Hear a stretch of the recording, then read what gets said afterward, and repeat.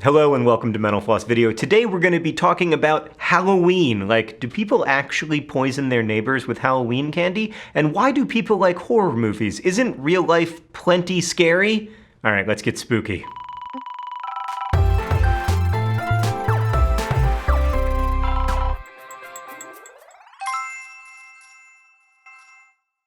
Nothing goes with Halloween like stories of poison candy. Let's go back to the beginning to see where these began. Rumors of poison candy unrelated to Halloween started gaining traction around the Industrial Revolution.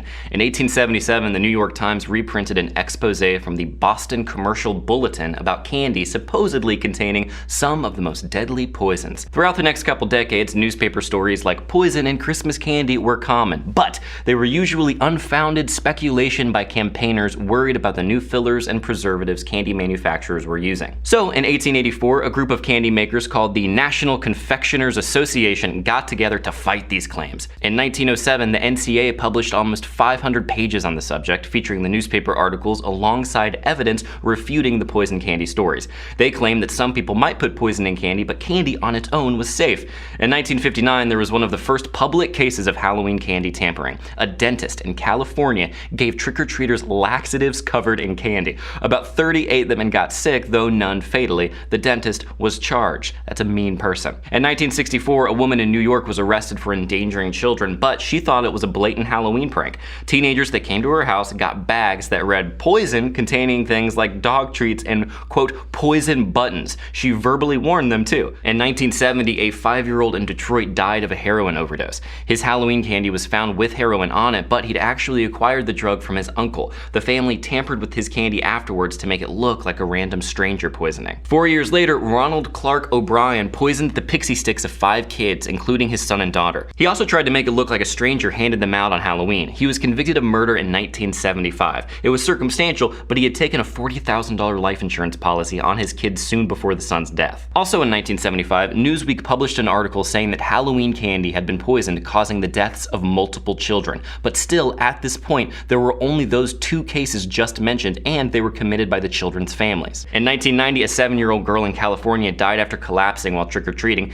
It turned out to be heart failure, but police had already told everyone to get rid of their candy. This is usually how these situations go. The candy gets blamed and tossed. Eventually, some other cause is discovered, but not everyone hears the correction, so the rumors continue. Like in 1995, Ann Landers wrote, "It is no longer safe to let your child eat treats that come from strangers." In 2000, a man in Minneapolis put needles in Snickers bars he gave to kids on Halloween. 1 teenager was affected, but there was no hospital visit necessary. The man was charged. And in 2014, legalized marijuana in the US became more common, so we got all kinds of rumors of pot candy being handed out on Halloween. There aren't any definite cases of this happening. Again, it's much more of a concern in a kid's own home rather than something they get handed by a stranger.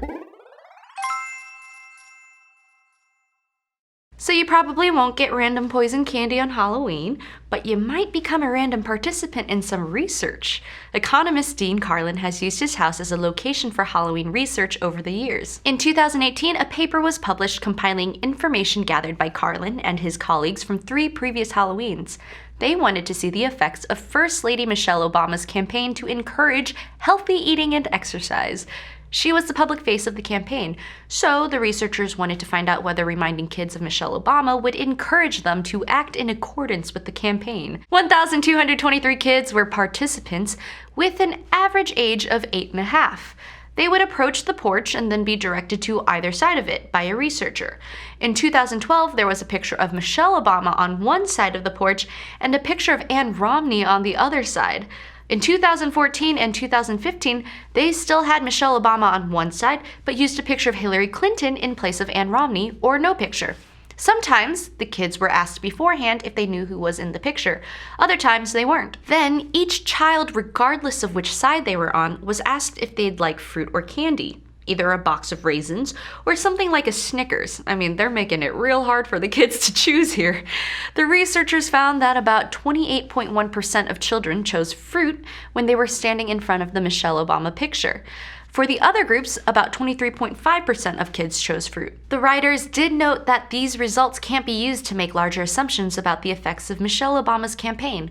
The study was conducted in a liberal neighborhood, and because they used the same house each time, some of the participants might have had biases from previous Halloweens. because kids are smart, you know? Plus, the holiday is unique. The kids already are getting tons of free candy, so that might change how they answer the question. As they wrote in their conclusion, Michelle Obama's initiative to reduce childhood obesity has influenced children's dietary preferences. Whether this influence extends beyond Halloween trick-or-treating in New Haven, Connecticut, on the porch of an economics professor requires further research. As it should. A couple decades ago, a BBC Halloween special became a controversial event that got blamed for hospitalizations, cases of PTSD, and one death. It was a 90-minute drama called Ghost Watch, a supposedly live broadcast about a haunted house in London, which aired in 1992. The problem was, not everyone watching knew it was fictional. The War of the Worlds problem. The show was pitched and eventually written by Stephen Volk. He intended to make it very realistic, although he later claimed that he thought people would only be tricked for a few minutes before realizing it was fiction.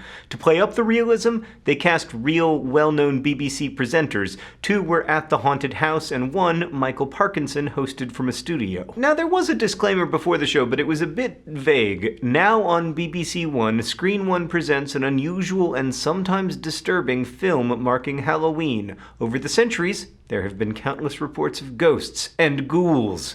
But the line between fact and fiction has always been unclear. There was also a writer credit in the beginning, but there are also writer credits for Keeping Up with the Kardashians, and those are real. And of course, it's easy to miss that stuff, especially for people tuning in late, and especially for people who, you know, are likely to be convinced by a BBC show that ghosts are real. The evidence that the house itself was haunted escalated throughout the broadcast. It started with some weird noises, some dishes breaking, and a daughter with scratches on her face. Parkinson was also taking fake calls in the studio, and one claimed there had been a suicide in the allegedly haunted home. Eventually, both daughters in the house were possessed. Police and paramedics showed up at the house, and there were hints that even Parkinson was possessed. The team behind Ghost Watch was having a party as it aired, and then, as Volk recalled, producer Ruth Baumgarten arrived with a white face and said the switchboard had been jammed at the BBC. I kind of laughed lightly, and she said very seriously, "No, they really are jammed with people very irate." That was a bit of a gulp moment. 11 million people watched the program. 20,000 people called over the course of the show. Many thought they were watching Parkinson live, which they weren't. A lot believed they were watching proof that ghosts exist, and this likely had something to do with the use of the real BBC hosts. There were stories that the show caused women to go into labor. A later report in the British Medical Journal published evidence that Ghost Watch caused post-traumatic stress disorder in 2 10-year-old boys, and sadly, one 18-year-old was traumatized and ended up committing suicide a few days after watching it. That death led to a Broadcasting Standards Council hearing. In 1995, they came to the conclusion that the show was a, quote, deliberate attempt to cultivate a sense of menace. It's not Halloween if there aren't like 5 Stephen King movies on TV. So let's go back to the source material and learn some things that influenced King's writing. He primarily wrote stories for magazines before writing his first published novel, Carrie. He used 2 girls from his high school as inspiration for Carrie herself, but they both died in unpleasant ways, so he struggled to write it. On his first attempt at the story, he made it through 3 pages before throwing them away. But his wife Tabitha found and read those pages the next day and told him she wanted more. Throughout his writing process, she helped give him a female perspective. The book It was inspired by a bridge in Colorado, a story he tells on his website. His family's car broke down in the late 70s, and King went on a walk to pick it up at a dealership. He ended up crossing a wooden bridge, which reminded him of the troll in the story of the 3 billy goats Gruff. According to King, all of a sudden I wanted to write a novel about a real troll under a real bridge. It took a few years, but eventually he started writing It. A city took the place of the bridge, with the sewers underneath being where his troll lived. King has also gotten inspiration from short stories over the years. He has cited Ray Bradbury's 1950 story The Veldt as helping him think of the idea for The Shining. In The Veldt, children live in a virtual reality space that mesmerizes them with an African landscape. King imagined a similar setting, but with a child who has psychic abilities. Then he wanted to move the story to a remote location. Initially, he considered an amusement park, but landed on a hotel. And finally, The Stand was inspired by 60 Minutes. King saw one of their reports on chemical biological warfare, which included footage of mice experiments in which they seized up and died. King has written, "That got me remembering a chemical spill in Utah that killed a bunch of sheep. I remember a news reporter saying, if the winds had been blowing the other way, there was Salt Lake City." We're finishing up with a big question. Why do people like horror movies? Let's start with what actually happens when you watch a scary movie. Glenn Sparks at Purdue University studies this by having people look at frightening images while monitoring their physiology. Typically, a participant's heart starts beating faster, their skin temperature gets colder, and their blood pressure increases. Getting afraid triggers the fight or flight response, and adrenaline causes all of those physical changes. While you're watching a horror movie, you experience these physiological changes. That rush some people find fun, but while you're in a place with no danger. Margie Kerr, a sociologist and fear expert, said in an interview with The Atlantic, "To really enjoy a scary situation, we have to know we're in a safe environment.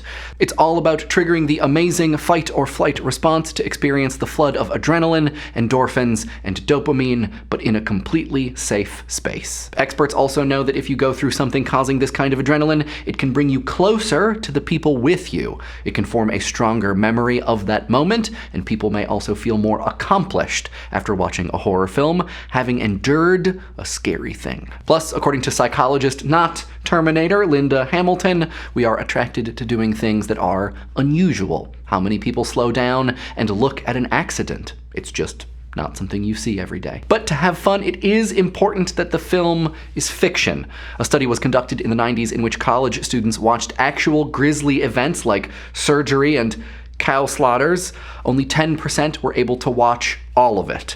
But one of the researchers later wrote that many college students love horror films. So he concluded that knowing a film is fake gives them the psychological distance required to enjoy a scary movie. Thanks for watching Mental Floss video, which is made by all of these nice people. If you'd like to see upcoming Scatterbrained episodes, don't forget to subscribe. Thanks again for watching, and DFTBA.